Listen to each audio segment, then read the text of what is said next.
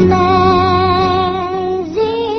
grace, how sweet the sound that saved a wretch like me. Hi, and welcome to Straight Talk About God video. I'm Jack. End Times Summary. This is just a teeny little summary, okay? Okay. Now, I don't know if your pastor is addressing the end times or world events, but if not, your survival's at risk. What do we know for sure, absolutely for sure, about the end times from the Bible? Well, I think we can do two things for sure, okay? We can know that when the Great Tribulation is going to begin. That's a point of contention all over the place. Oh, we're in the tribulation right now. A lot of people say that right now. Okay? The other thing we can know is where the Antichrist comes up from. What area does it come from? See? Hitler wasn't the Antichrist. We know that. They said he was, you know. Some people say Obama. If we know exactly where he comes from, then we can discount a whole lot of stuff, okay? Just those two things are going to put right a lot of conjecture about the end times. We're going to look at the book of Daniel and Revelation first to get some context and try to see where we stand time-wise. Okay? It's not a pretty picture. Now let me remind you that I'm talking to believers, okay? If you don't believe in the Bible and God, well, you can listen in, okay? But I want to start with the so-called rapture, okay? Rapture. It's one of the things we can't know for sure. Okay? There are three different thoughts about when, or even if, the rapture is going to happen. There'll be the rapture as taught today is a catching away of believers to go be with God. Okay? And here are the three different scenarios. The first, the pre-tribulation rapture. This is the Great Tribulation, 7 years, in the book of Revelation. Then there's the mid-trib and the post-trib rapture. And all of these have some kind of evidence that are stated by scholars. Oh, this is going to happen now because whatever. There's all evidence, but not that you can really pin down. See, well, that might be true, but Okay, pre-trib happens at the beginning of the tribulation, obviously, and this scenario fits the feast days listed in the Bible. And it occurs on the Feast of the Trumpets. That's Rosh Hashanah, late September, early October. Okay. Next, the mid-tribulation happens, rapture happens at the halfway point, mid-trib, 3.5 years into the 7-year period of a tribulation, before all the bad stuff in Revelation happens, before God's wrath. It says repeatedly in the Bible that believers are not appointed to God's wrath, and that wrath is W with a capital W. See? World War II was allowed by God, but it can't be called God's wrath. Opening up the bottomless pit and letting demons come out to kill 1/4 of the people on the world, that's God's wrath, okay? Not man's wrath, God's wrath, okay?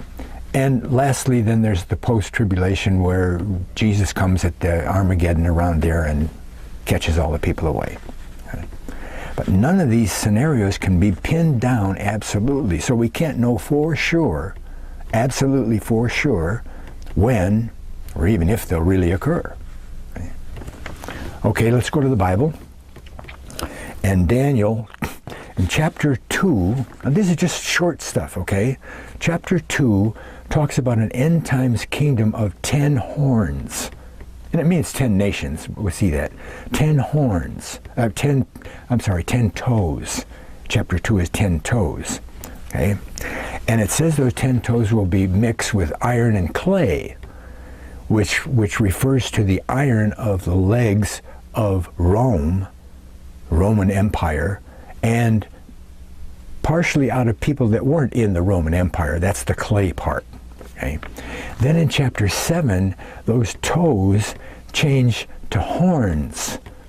So now there's 10 horns. So there's 10 nations that are together somehow as a kingdom during the last times. But then it says, out of those 10 horns comes another horn up out of those. Not from some other place in the world, but from those 10 nations comes a little horn. A little horn. And he subdues 3 of those nations. And then it says that it talks also about the 3.5 years, that 3.5 time period. Okay? 10 horns. But then in chapter 8, it talks about the Antichrist kingdom and the Antichrist attributes, things that he's going to do or will look like, and things like that. Okay, a lot of stuff. And it also tells us where that kingdom comes from. It comes out of Alexander's empire. When he dies, when Alexander dies, his empire is taken over by his 4 generals. And it's the king of the north and the south and the east and the west. Now, we don't hear about the king of the east and the west in Daniel. We only hear about the king of the north and the south. Now, we'll get to that. But those are the 4 generals that take over Alexander's kingdom. What he's doing, he's narrowing down the place where the Antichrist comes, all the way from the 10 toes, way down into the chapter 11, which we'll get to. But in chapter 9, it zeroes in on the Jews and Jerusalem only. It's not general, it's just for them.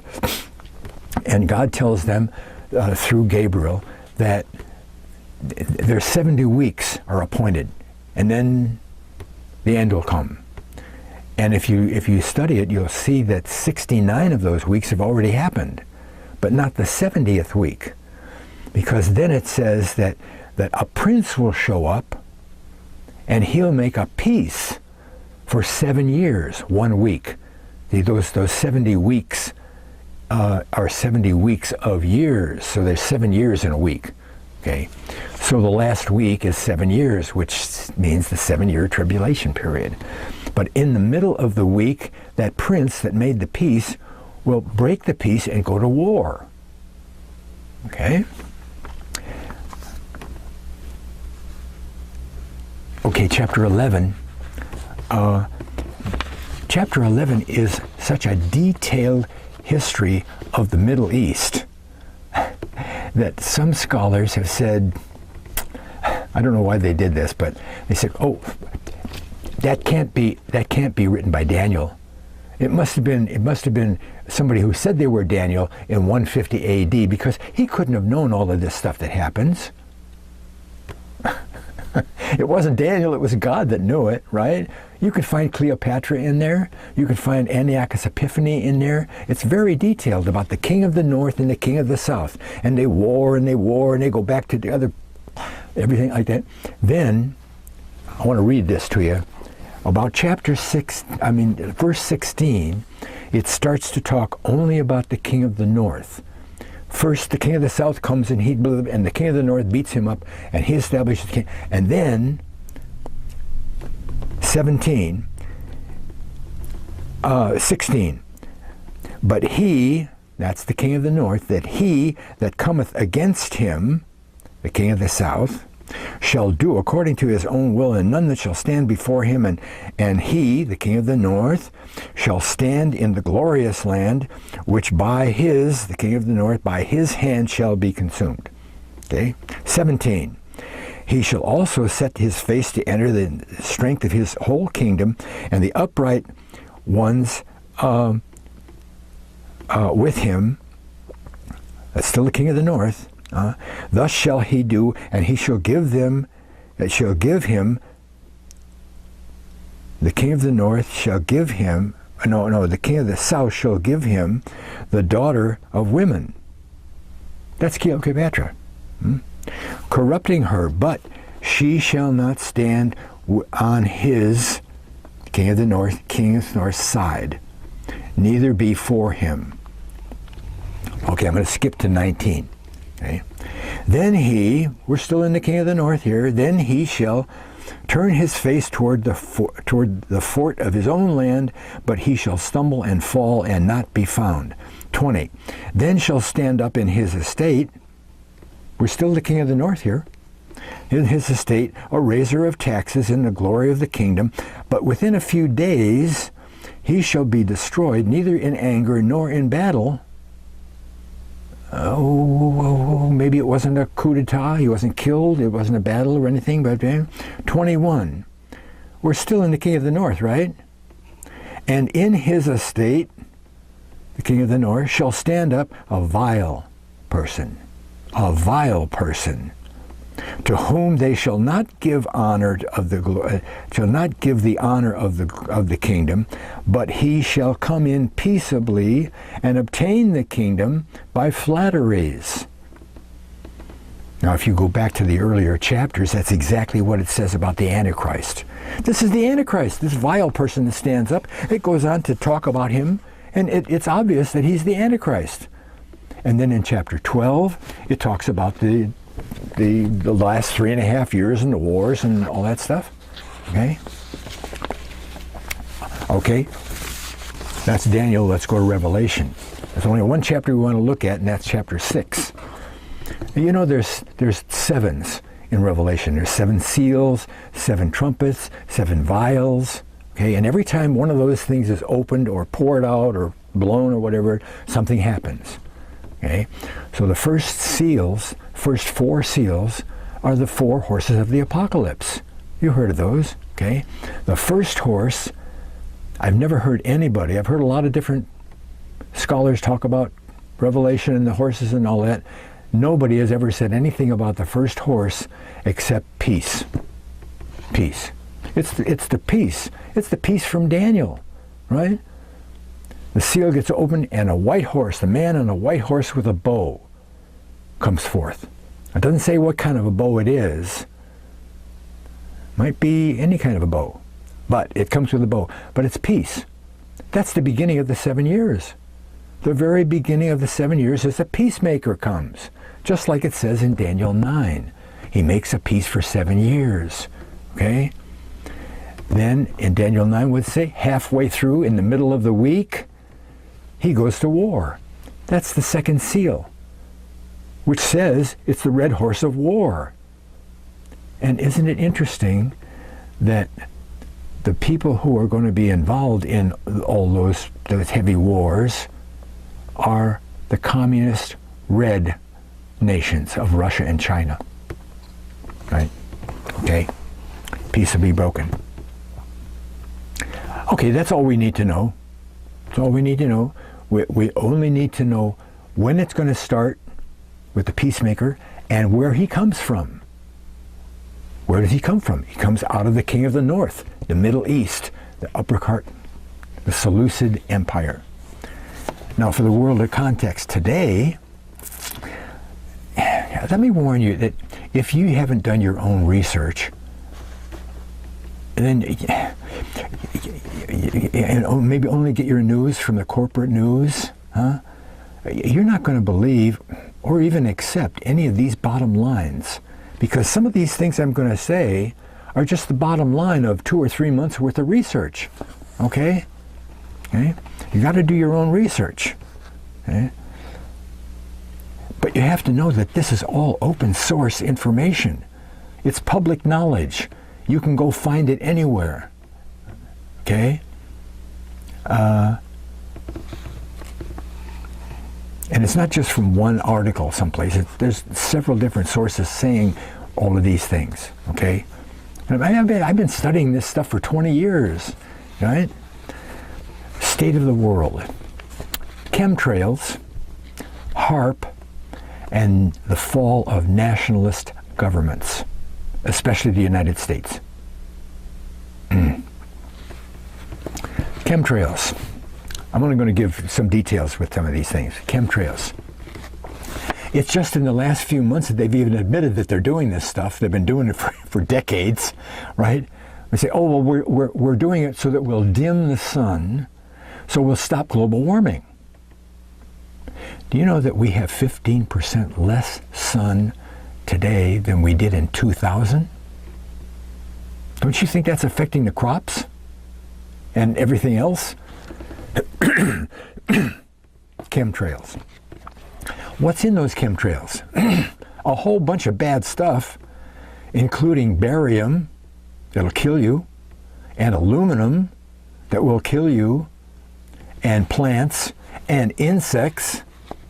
The aluminum in the chemtrail filters down and gets into the ground, filters down into the ground and affects the plants.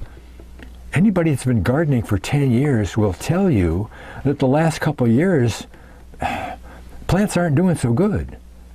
And the bees are almost going extinct. Chemtrails. HARP. What is HARP? A lot of believers who can't get this information in church don't even know what HARP is. HARP is a vast antenna array. I mean huge. And there's small units around the country and around the world. Okay? HARP can send up radiation, heat the atmosphere, and cause a bunch of different stuff to happen. Okay? Here's bottom line number one, earthquakes. HARP can turn to make an earthquake happen. I could give you an hour and a half lecture on that, okay? Happening all over the time. Earthquakes. It can deplete the rain from a storm. Think California drought. 2 years ago, in the middle of the well-publicized California drought, I saw the video, a satellite video of a big storm. This was a huge storm coming in about 1,000 miles off the coast. Boy, it was big, and it was about 800 miles, 900 miles square in diameter, spinning around in the big, heavy center of it, and it was just going like 2 days later, the whole center was gone. The outside was there, it was like a donut, because they did the HARP thing and took all the rain out of it before it reached California. Also, just to make sure that they did a good job, you could see that they cross-hatched chemtrails above the storm, and that forced it out of its path, and it missed California. Hurricane Katrina made a 90-degree turn into Louisiana. That can't happen naturally. I also saw the video of a hurricane about 5 years ago that was headed for the East Coast in New York, and that was really going to be very bad. But then down below it, in about a 200-mile square area, they cross-hatched chemtrails. It looked like a checkerboard. Boom! What happened to the hurricane? Out to sea. Did you know that in 1969, Russia and the United States signed a treaty that said we won't make weather warfare on each other? That's what they can do with the HARP. Okay? If they put 2 of these HARP generators, electromagnetic energy generators together, cross them, the place in the middle makes scalar waves. And scalar waves can do some really interesting things, because if you adjust the frequency of the scalar wave and it hits something that vibrates at the same frequency, it dismembers, it dissolves, it cuts up all the molecules in the thing, and it gone. Now you take a look at the videos from the fires in California from 2 years ago and last year, and you're going to see some places where there used to be a house and now there's just like a 2-foot deep pile, a flat pile of rubble. No charred remains. It's not burned. It's just flat, done. And a tree standing right next to the driveway of the house is okay, because the tree vibrates at a different frequency than the house. You'll also see cars with their aluminum wheels melted to the ground, and if it had an aluminum engine block, you'll see that all over the ground, aluminum. Last year, I watched a video by a 30-year fire chief trainer. He was a guy who he was a fire chief who now trains fire chiefs, okay? He said he never saw anything like this in his 30 years of experience, and no forest fire ever gets hot enough to melt aluminum.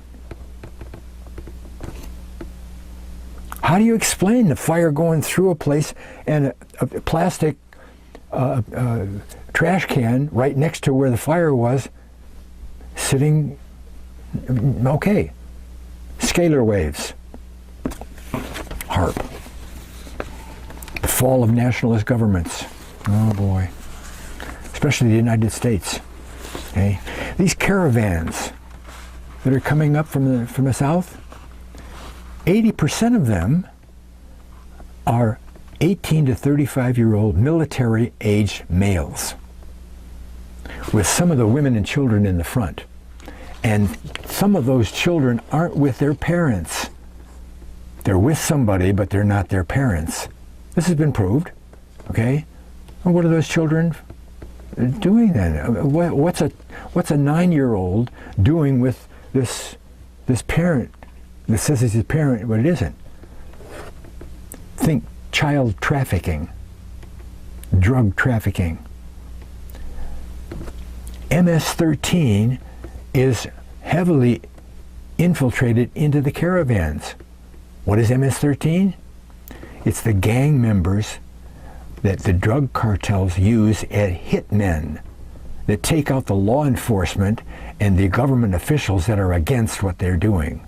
Drug, child trafficking. Okay? I saw one video of a caravan with ISIS soldiers dressed in their black uniforms carrying their ISIS black flag. All right? And we're not only in danger of invasion from the south because Trudeau has a 100% permission policy for all Islams, all immigrants, and there's MS-13 and jihadists coming in from the north too. And we don't have a wall up north, okay? And who's organizing all of this? Huh? These people aren't just saying, well, let's go to California, let's go to... The UN and George Soros are funding and organizing the whole thing and telling these people that the United States will welcome you. They'll give you free food, they'll give you free money, they'll give you free housing, they'll do all that. They're providing buses for them and all. Did you know that there are hundreds of thousands of Chinese and Russian troops stationed in this country right now? They've been coming here for a long, long time. A long, long time. Well, they're just here for joint training. Sure. How about the Chinese ownership of U.S. land, especially farmland? Farmland and solar farms. Well, farmland, wow, they're buying up farmland in California. Well, a government can do that, can't they? But they're buying it on the cheap, really on the cheap, because the farmers in California are quitting because they can't farm anymore. Their farmland is decimated by fire, mudslides from rain, and from environmental laws that say this little teeny fish down at the end of the river in the delta has to be protected, so you farmers upstream can't water your crops with that water. You can't water your crops, you can't grow crops, you go out of business. Guess who's brokering all of the sales of this abandoned farmland to the Chinese? A California senator's husband. This same California senator had a Chinese spy on her staff for 20 years. I didn't know he was a... Sure. Don't the Chinese own the port down in San Diego? Huh? Who's going to know if those storage containers don't carry bunches of 50 caliber machine guns? Huh? Or Chinese troops? Who's going to know? You know? And don't they own a port up in the middle of California? Huh? How does that farm... What happens to the farmland in California? Well, first, they harp all the rain out of the clouds and cause a drought. Not enough water to go around. Then, when everything gets really dried out, they turn the harp on and send some Russian people in, and they start a bunch of fires.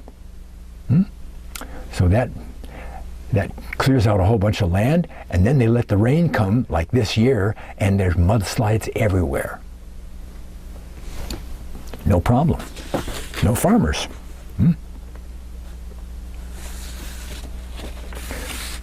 The Chinese have established solar farms, vast arrays of solar panels in different places around the country, which coincidentally just happen to be located right near many of our military bases, air bases.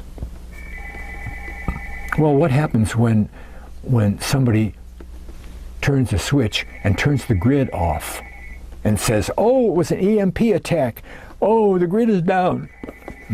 And a solar farm next to the military installation supplies all the electricity that the Chinese need. And I'll only mention Monsanto, vaccines, GMOs, food chemicals, all part of the plan to bring down the country. And don't you know, haven't you heard someplace on the news, even the corporate news, that we've got World War III coming up? World War III, oh. Well, don't get happy if you're a believer and think that that's Armageddon. It's not Armageddon. Why? No peace pact. We haven't had the right horse yet. No peace pact. We saw that from Daniel in Revelation. We got to know that the peace pact happens at the beginning of the tribulation. And if World War III happens 6 months from now, we haven't seen the peace pact. See, Armageddon doesn't happen until 7 years after the peace, right? Okay?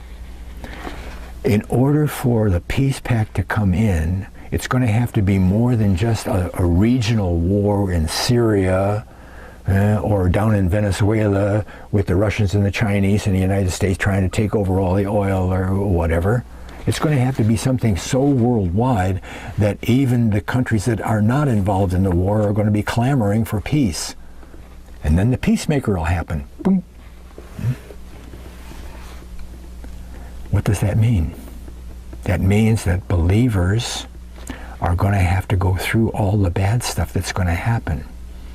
The man-made wrath, like World War III. Some big thing is going to happen for that peacemaker to come on the scene. And we're going to have to go through it. Plus, extreme persecution of Christians.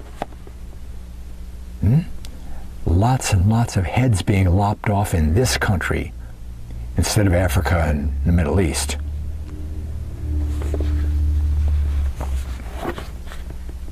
And look, if you're watching this next week or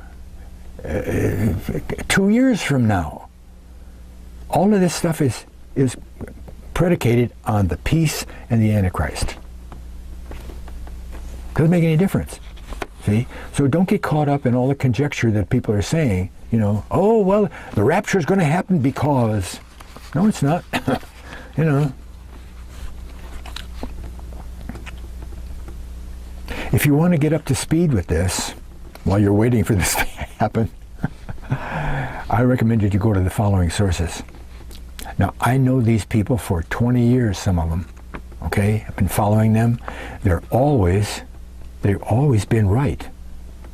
They've got enough inside sources, and this isn't just one person saying it. This is many different sources coming together saying the same thing. Okay? One guy has one source in the government, another guy has one source in the military, and one guy has another source someplace else, and they're all saying the same stuff. Okay? And I trust these people 100% because not only have they been right, they're Christian-oriented. All of them are Christian-oriented. And they're still on the air. You know, some of them are still on the air. There's Dave Hodges, Hodges, Dave Hodges at thecommonsenseshow.com. Okay? And there's Steve Quayle, Quayle, stevequayle.com, Infowars.com, that's Alex Jones. Yeah, I saw some of your eyebrows go up. Some of you have taken the corporate news narrative and oh, well, he's such a bad guy. They banned him from Google and from Facebook. Yeah, they banned him. There's only two reasons you get banned. Because of who you are or what you're doing. Now, you start listening to Alex Jones and he's in your face. He's right there with all his documentation. That's the big thing. See, they're not banned Alex Jones because of the way he brings forth his investigations. They're banning him because he's telling the truth. He's exposing all these people. And he'll say, this is what's happening. And then he'll bring you 5 different articles from different places all around the country that say the same thing. See, it's all open source stuff. Plus the fact he's been on the air for 25 years and has many, many deep inside sources. Infowars.com. And lastly is Mike Adams at naturalnews.com. And he's called the Health Ranger. And he's a good source for nutrition and medicine and that kind of thing. He's not a medical doctor, but whether medicine is any good for you, like vaccines and stuff. Okay? And he's at naturalnews.com.